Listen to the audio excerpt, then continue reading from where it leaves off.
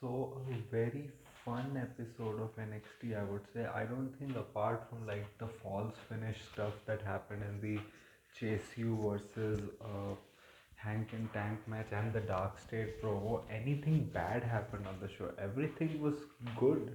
Like, all the matches that happened was good. Chelsea Green returned. Like, you had appearances from Moose. Joe Hendry appeared out of a fucking switch. And the next 2 weeks, the cards are looking good. Like, next week, we're getting Fatal Influence versus Lola and Kalani. I think probably uh, JC Jane is gonna get pinned by one of Kalani or Lola. Probably Lola, because then they can have like a number one contenders match between Kalani and Lola, and whoever wins challenges for the NXT Women's Championship at Heatwave. Talking about Heatwave, like, things have been set up for that. Like, Hank and Tank beat Chase U. I didn't really watch the match, but like, they won Dark State and they are facing Dark State. Then also, like, Javon, Oba, and Trick had a segment where Javon essentially made Oba break character because he's a YN. You also had Moose show up there to kind of like promote that he's gonna face a Trick at Emergence for the TNA Championship. It's essentially was that Trick was like, why can't I carry two brands? Sure, maybe I should do it officially. And Oba was like, you haven't beaten me yet. Like, nobody has beaten me. So things were set up there that, the Dark State attacked them after their whole like gay ass promo where Cutler was like, we're gonna stick up their asses, and he had all the thumb sign, and also it was funny, it was weird. I think Dark State has been booked pretty weird. When they started, they were pretty dominant. I liked them, but then they had their stuff with the D'Angelo family, and at that point, everything was good. They won, and then they just disappeared from TV. I don't know, someone got injured or something. Then they emerged back on TNA.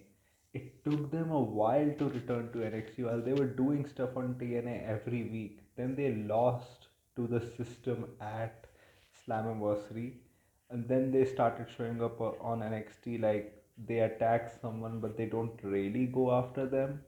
But so it's been weird. I do hope now that they're getting a match at Heatwave, they sort this stuff out. And when they win the tag team championships, I hope now they properly book Dark State. The only thing is, you don't have any tag teams to go up against. Like, who are there? Like, Chase you have Hank and Tank, and you have the Culling. Apart from that, who is there? Like, no quarter catch crew is broken up, so probably you need new members, but they also need to be established. Like, maybe you need to get some guys from TNA, maybe send someone from the main roster there, because you don't have tag teams, and Dark State needs tag teams. The thing with this is, Shawn Michaels has done is he's trying to build up a singles division which NXT has needed. Like, you had Miles Bourne and Lexis King in a very good match with Miles Bourne won. So he is building him up. You had, Charlie Dempsey. I think probably Joe Hendry popped out from a fridge because Ren Sinclair said his name and he appeared. It probably looks like they're setting up Henry versus Charlie Dempsey. I can see that happening in Philadelphia. So they, which Charlie will probably lose, but they're setting up things that Charlie will be a singles wrestler going forward. And also, like, you have Tavion Heights. Like, finally, after like months of people saying after the Noah tournament that you should push him, they are finally pushing him. So you have people. So they are pushing people. Like, they have three, four guys that they are building up a division around. You have Jasper Troy also. You already have Javon Evans. You have Oba Femi. You have Briggs. Briggs. People may not like him, but they are pushing him as a single star. You had Stacks beat Yoshiki. I don't know why it was not a disqualification, because Ariana Grace like slapped her. And all throughout the show, you had a great thing going on was Nia Jax and Lash Legend just beating each other up, interrupting segments like, you know uh, Zarya prepping up Soul. Then when Ariana confronted Channing, or Stacks, so they were just brawling, and it affected the main event also, because Nia Jax defeated Thea Hall, which didn't start pretty well but ended in a pretty good way. So you just had them brawling throughout, which was a really nice wrinkle, and you're having them face next to you, which I probably think will end up in a double DQ or a double countout, and probably that will lead to a match at Heatwave. And you also have like tensions between Fatal Influence, because uh, because she essentially JC Jane essentially wants Jasmine X to repent and be her personal concierge. And in spite, Jasmine Nix got JC Jin and her sidekick Fallon Henley a tag match against Vice and Kalani. Kalani and Blake Monroe was a good match too, and they gave enough that you like it, but also didn't give it enough that you want more out of the match. And then Jordan Grace came out, and it was a very funny moment. She didn't take a second. She just straight up skedaddled out of there. She already had a car waiting for her, and she drove away. So you also have Jordan Grace versus Blake Monroe set for Heatwave. I do hope that this is a one and done. I do hope Jordan Grace goes up to SmackDown, because the thing is SmackDown needs more women. Like, you don't have like that many women, and also like you can insert Jordan Grace anywhere. Like, she can go up there, she can be in the United States Championship division. You can set her up with someone in the tag team division, also the women's championship division. Like, what, you are kind of like waiting for Bianca Belair so that Tiffany has challengers. So you're still going with things with Jade, but you need more people there. So I do hope Jordan like finishes things up here and goes up and faces. Like, was Jada on the show? I don't think Jada was on the show. Like, what are they doing with Jada? I thought that Jada is gonna challenge like JC Jane. Like, is Jada injured or something? Like, what happened to her? You also had a Ricky Saints backstage promo where essentially he talked about how his journey, about how Ethan Page, he's desperate, but he has 18 years of experience, so he does whatever he has to do to get to where he wants to be. Like, and he compared him to Jasper Troy, that he is young and everything. He's also like him, but he's reckless. And he talks about himself that he knows that he's going to be there on Friday night or Raw, but he wants to become NXT champion on his journey. So he's like, I'm gonna, go into my reserves, take out the Ricky that you haven't seen yet against Jasper Troy. And I can see probably what's gonna happen is in Philadelphia, I can see Ricky Saints probably beating Jasper Troy in like a surprise roll up or something, and then you have their rubber match, as Shawn Michaels likes always. He likes to do like three match series, probably a rubber match at Heat Wave, maybe like a no DQ or something match, and there you have Jasper Troy beat Ricky, and then I think Ricky can show up at Clash of Paris and help Seth Rollins uh, retain his championship against LA Knight and CM Punk. I can see that happening. And apart from that, you had a very good main event between Sol Ruka and Tatum. You had one botch, but they recovered pretty quick. The crowd was also pretty happy with that, because they were like one more time, and then Tatum reversed it into a neck breaker.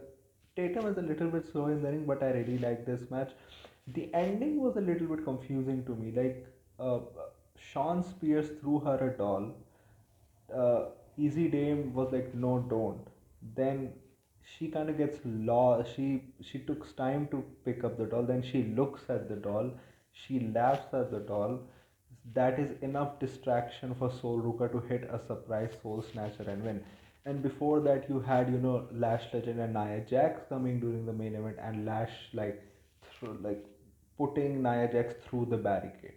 So that was all the chaos. So I don't understand the doll thing. Like, Izzy, did she help Tatum by not having Sean Spears give her the doll? Because visually it kind of looks like that, because she just got lost in that doll. And also, who does Soul Ruka now face at Heatwave? Because I do think that this stuff with the culling is over, because she has defeated both. Like, she had defeated Tatum and she has defeated uh, uh, Izzy Dame and pretty like convincingly. And I like who is there? Like there are women there that can go for Sol Ruka, but I do think the direction is probably Zarya, because I do think Sol Ruka is kind of ready for the main roster and she will get over in no time. And I think probably Zarya at Heatwave, maybe it's the start. Maybe Zarya just kind of wins a battle royal or a number one contenders, and they do like a face versus face match which Sol Ruka wins, and then after their match you have Zarya turn heel, maybe setting up things later, or maybe you do like a heel turn in Philadelphia because uh, Sol Ruka, I don't think she'll be having a match there. So maybe Zarya turns heel in Philadelphia and then she faces Sol Ruka at Heatwave and she wins the NXT Women's Championship. Let's see what happens with that. The Ethan Page segment was very good, like with Tavion Heights, where he was like, I'm the greatest Canadian, like Wayne Gretzky and everything, and that Santino was a reptilian sock, but he's still better than you because he's Canadian. Then you had Tavion Heights show up. He said that he has been on the US Olympic team. Then he did some like Canada like moose like syrup insults. Then Chelsea Green came out and she essentially was like all like great Americans have been Canadians first. Like Tavion was like you don't have, and she was like you don't have the guts to hit a woman like me, and you're disgusting American and all that. And then he was like, yeah, I can't. And then he punched Ethan Page and was like, I will find a woman who can. So probably I think you're gonna get like a mixed tag in Philadelphia, Ethan Page and Chelsea versus Tavion and probably Ren Sinclair. I can see maybe Tavion wins that, maybe he pins Ethan Page, and that way you set up their match at Heatwave, which Ethan Page is gonna retain. But it's good, like they're setting things up. Like there are a lot of single stars getting created, but the thing is, you don't have anyone in the tag division. Like you have to set things up. Like this is where TNA comes in because TNA has a lot of teams like which are doing nothing right now because I do think Hardys have like things set up for the Dudley. So it's kind of like we know Hardys are not going to lose the title, so why not send some TNA tag teams here, set up some feuds because Dark State has been there. When they win the NXT Tag Team Championships, you need people to go up and face them.